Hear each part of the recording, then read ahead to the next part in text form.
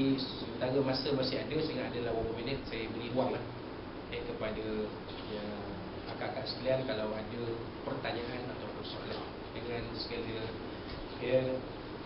buat dipersilakan kepada akak-akak sekalian kalau ada soalan. Apa-apa soalan yang tajuk ni atau tajuk lain pun tak.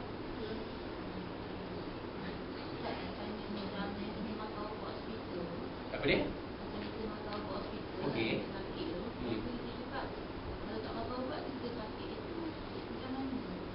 Maksud dia? Maksudnya kita tak habis ubat tu baru kita nak baik pun dia.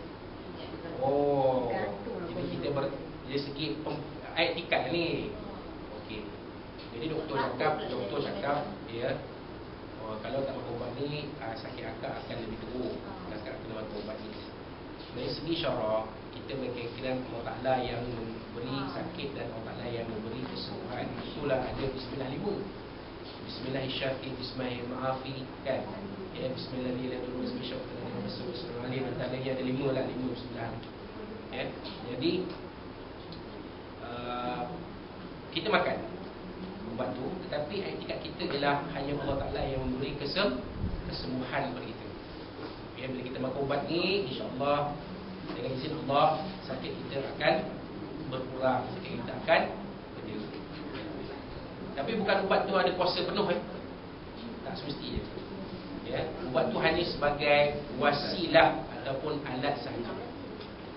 Tak ada ubat tak boleh pula. Kalau tak makan ubat tak kuasa pada Allah. Tak makan ubat tak kuasa pada Allah Ta'ala yang menghidup kita. Tak boleh juga. Sebab sakit kita akan bertambah berat. Cuma etikat kita ialah ubat itu tidak hanyalah sebagai alat saja. Yang memberi kesembuhan ialah Allah Subhanahu wa Ta'ala. Macam kita buat ayasin.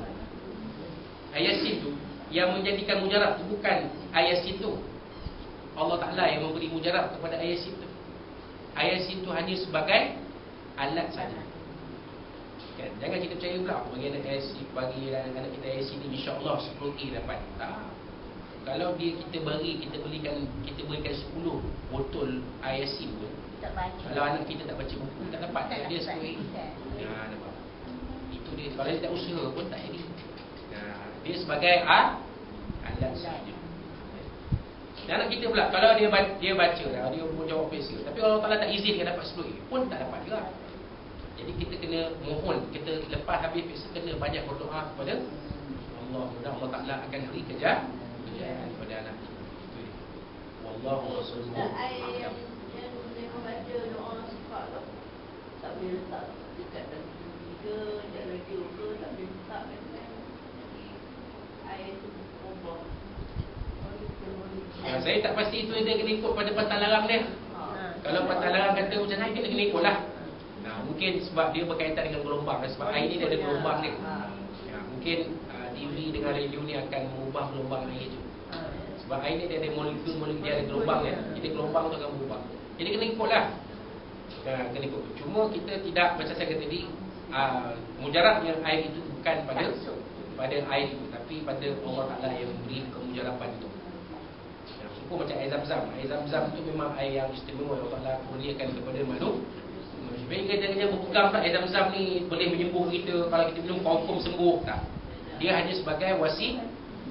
Tapi khasiat air Zam-Zam itu memang lebih banyak daripada air yang terbaik yang Allah Ta'ala datangkan kepada manusia ialah air Zam-Zam. Memang dia mujarab. Memang kalau kita berubat pun insya-Allah. Tapi tak jadi juga. Kadang setengah orang dia percaya air 7 kolam masjid. Katanya dia nak berubat sebab ustaz tu kata macam tu. Dia kata nak mujarab ni, nak saya tawarkan air, kena cari air 7 kolam masjid. Saya carilah. Campur-campur duk satu botol, saya akan tawarkan. InsyaAllah dengan izin Allah akan sembuh penyakit. Boleh jadi juga. Tapi kita tak beretikat bahawa air itu yang menjadikan kesembuhan itu. Bukan. Itu yang kalau kita berfikir itu dia boleh jadi musyrik, boleh jadi syirik tu. Sebab kita percaya air itu memberi kuasa. Macam juga kita bertawassul. Kita bertawassul kepada Allah, bertawassul kepada Nabi, bertawassul kepada orang soleh, dibolehkan. Tapi jangan kita anggap Nabi dan orang soleh itu boleh memberi kuasa kepada apa yang kita hajat. Oh, dia boleh buat ini. Tak. Yang beri ialah Allah Subhanahu wa SWT. Cuma apabila kita tawassul, maka Nabi SAW akan memohon kepada Allah supaya diperkenalkan doa itu. Dan tawassul ni memang ada dalam hadis Nabi pun sendiri. Nabi ada sebut contoh-contoh tawassul. Kan? Bertawassul dengan amal soleh kita. Ya Allah, aku susah ni, ya Allah, dulu aku ni, kalau kau dapati ya amal kebaikan aku ni bermanfaat dan berguna, maka kau jadikanlah dengan berkat amalan baik ni aku ini. Boleh? Itu tawassul yang dibenarkan. Yang tak boleh bertawassul dengan tokoh, bertawassul dengan orang yang tidak soleh, tapi bertawassul dengan roh, dengan berkat kemuliaan roh. Kenapa? Dia insan kafir, tak ada kena-mengena. Kan? Dengan tawassul dengan berkat kemuliaan Cristiano Ronaldo, bukan kena-mengena pula. Dia kafir, bukan orang Islam. Kan? Dan dia pun kalau orang Islam sekalipun, ya, dengan berkat kemuliaan ini, tak boleh. Dia bukan orang soleh. Kan? Malah dia ni banyak melakukan kemungkaran. Kenapa kita bertawassul dengan dia? Lebih baik kita bertawassul dengan Rasulullah sallallahu alaihi wasallam, lebih baik. Nah, itu dia. Kan? Wallahu rasuluhu a'lam. Soalan yang berikutnya, kalau ada. Ustaz. Ya. Yang kita ada turut penerimaan dia simpan air Zam-Zam sekarang mengerti boleh. Cuma dengan 20 tahun kan. Macam mana? Air Zam-Zam dah lebih 10 tahun. Sedikit lah, tak ada banyak. Tak ada masalah. Air Zam-Zam ni dia tak luput tarikh. Walaupun berpuluh-puluh tahun disimpan tak diminum pun, dia ada pun, dia tak berubah. Itu kemuliaan air Zam-Zam. Ada lagi 10 tahun dulu saya pergi haji tu, ada lagi sebotol tu. Tak apa. Ya. Simpanlah, tak ada masalah. Ya. Kan, saya sendiri pun air Zam-Zam ada di rumah dah 3 tahun dah pun. Ada lagi tu, ada satu tong ni. Tak minum pun. Ya? Boleh. Dia bukan macam air mineral kita ni ataupun air rumah kita ni. Dia air yang istimewa. Dia tak ada luput tarikh.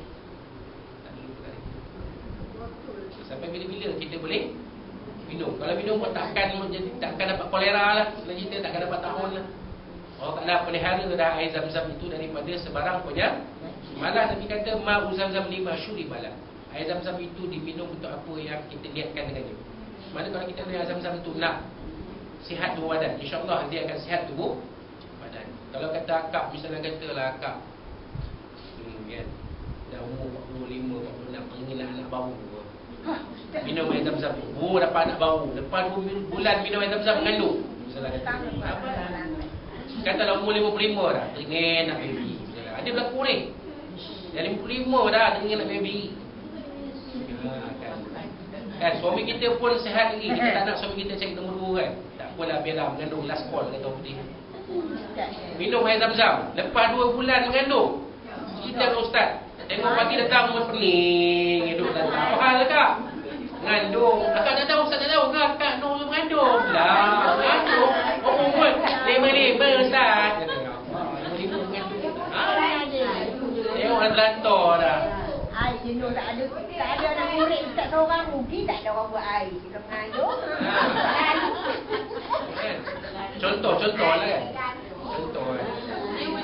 Tapi logiknya kalau dah nak 55 ke atas tu dah tak ada lah. Tapi tak mustahil kan.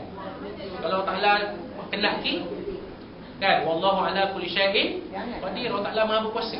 Tak mustahil. Walaupun dia tak logik segi akal dan mustahil segi adat, tapi ia boleh berlaku dengan izin Allah Subhanahu wa Ta'ala, boleh berlaku. Tapi kalau macam kita baca dalam paper kan, dia tumpang telur dan benih orang lain masuk dalam perut dia mengandungkan, itu haram.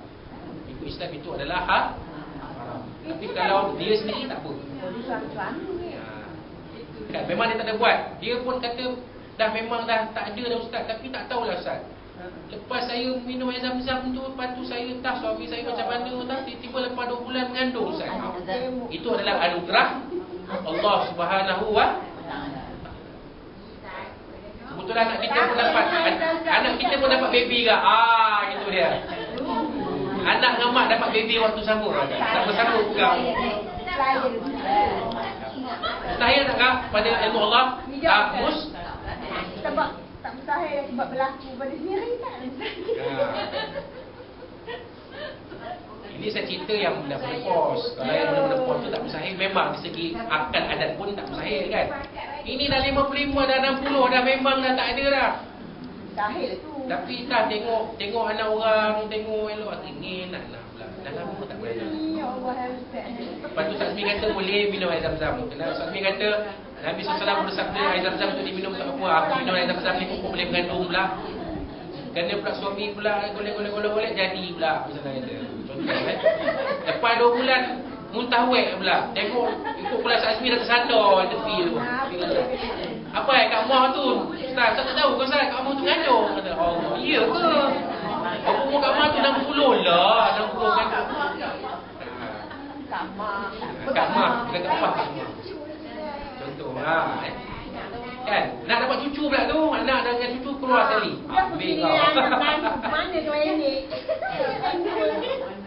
Tapi kan macam saya katakan, benda tu tak mustahil pada ilmu Allah Subhanahu wa tak mustahil sebab berlaku kepada Nabi Ibrahim Siti Sarah. Berlaku kan? Umur Siti Sarah kala mengandung Nabi Ishaq, umur dia hampir 90 tahun. Memang mandul dah ada habis, mana-mana pos dah habis. Tapi Allah Ta'ala bagi kan?